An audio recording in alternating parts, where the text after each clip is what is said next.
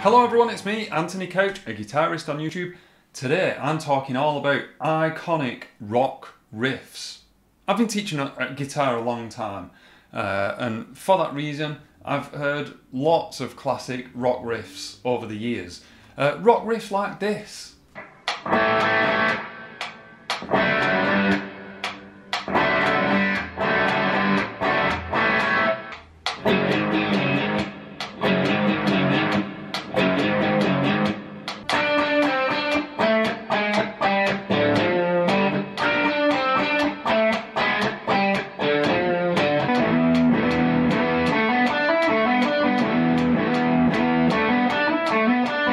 Now those riffs and iconic riffs like those all share two main attributes that I'm going to get onto today. Now, have I oversimplified this in the name of keeping this video short and informative?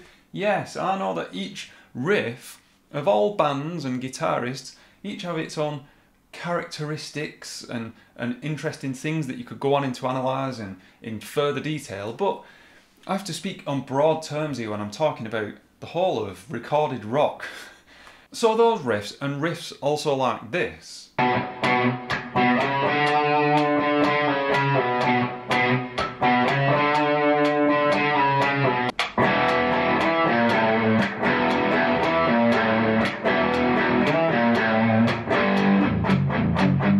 they all share one main thing. That first main thing is simple repetition. There is no doubt about it that if you want to create a riff like your favourite bands, ACDC, Metallica, whatever, Iron Maiden, Rolling Stones, all the bands, that the very nature of a rock riff is that it's short, punchy, and repeats really quickly.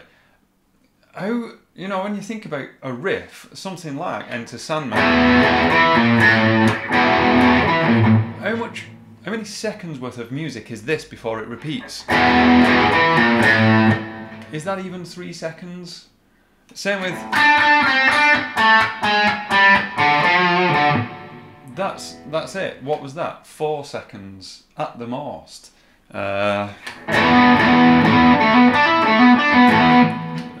Just so short. It shows you the power of people's lack of attention span. We have to make the most of that and think about that when you're creating a riff, because you don't want to bore people. If you imagine, a riff has got to be something that is instantly singable. If you create a riff that's too long and meandering and takes a long time until it repeats, that could work, you know, that does work.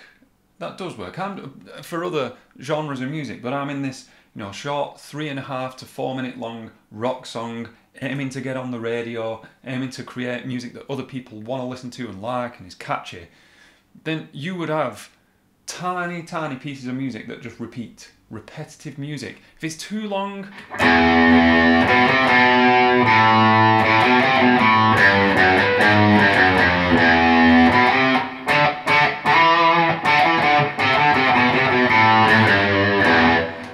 just a rubbish little riff there, but it was, well, it wasn't little, it was very long. I made a point of it being very long. Sing it back to me. You might get the first 2 or 3 notes, but there was just a lot of overcomplicated, bloated, useless, pointless notes.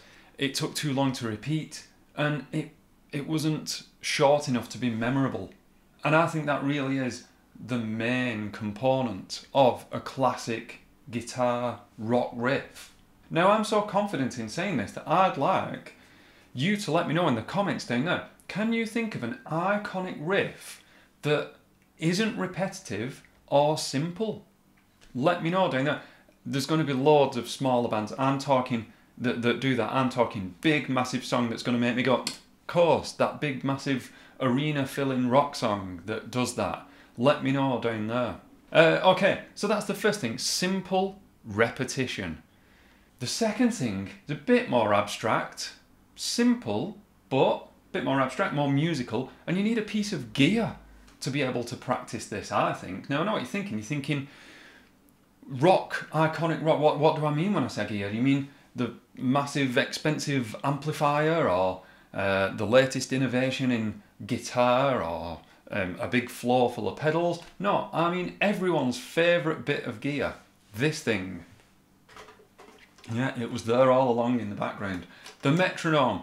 The metronome is essential for me talking about this next thing, because the next thing is syncopation. Syncopation is where you play music off beat. Okay, think about those rock riffs and where the beat is. So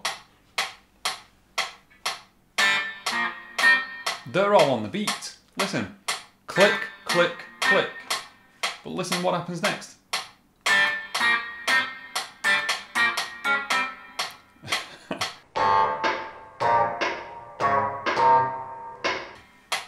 That, to me, is how to make them head-banging, dancing, if it's a dancey style of rock riff that you want to make, riffs.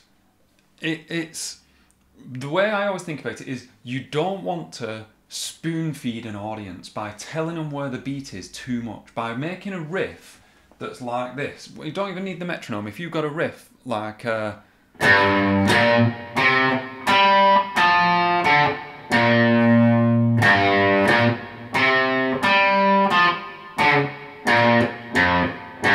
that, to me, is spoon-feeding an audience. It's going, here's the beat.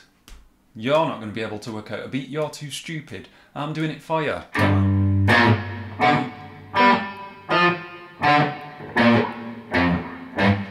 If you create a bit of syncopation, you allow, on a subconscious level, an audience to fill in the gaps. They need to. They need to latch onto a beat and either clap, you know, that sea of tens of thousands of people that are in front of you when you're playing, or nod their head, or do the fist pumping, or the horns like this. You need to let them find the gap. Something like...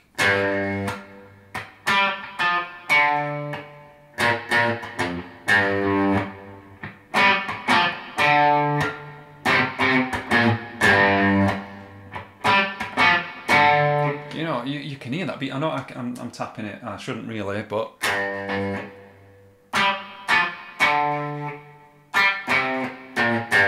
because I want you to find the beat. Completely syncopated there. Doing it on purpose just to show that power of letting... you just gotta have faith in your audience to fill in those gaps. That's what all the great rock riffs do.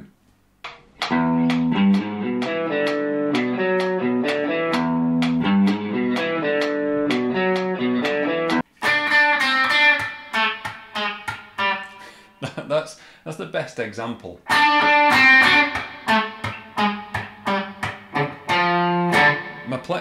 tapping there is the beat, and all those notes in the middle are not even on it. So it's about creating that cool groove of letting your audience fill in the gaps. So I just had a quick dabble on Cubase just to show how this works in practice. I've got this drum beat, and I just thought, right, I'm going to make a riff. And I thought about it being repetitive, short, because you know, it could be a 10-second repetitive riff. No, I made it really short, repetitive, and loads of syncopation.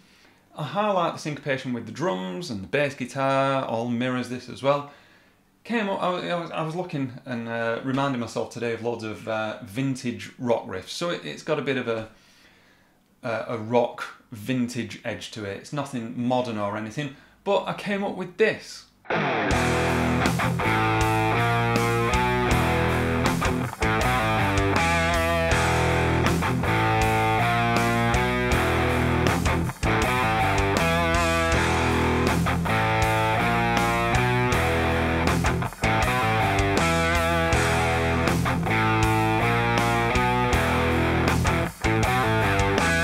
Which is fine, but let's have a listen now if I make an exaggerated point here. And I don't include interesting rhythm, and I definitely don't include short, punchy, short repetition. Let's see what happens to my riff then.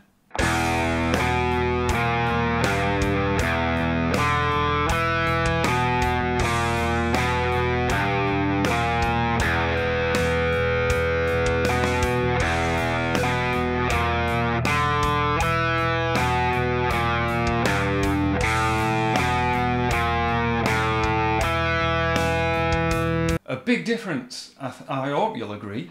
Anyway, what do you think? Am I completely wrong? Is there a component of all these iconic rock riffs that I've completely missed? Let me know down there.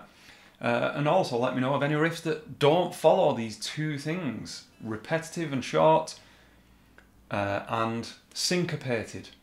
Anyway, I am Anthony Couch, and I will see you next time. I'm off to go and practice anything else other than classic rock riffs. I get enough of that at work. Thanks for watching. Bye.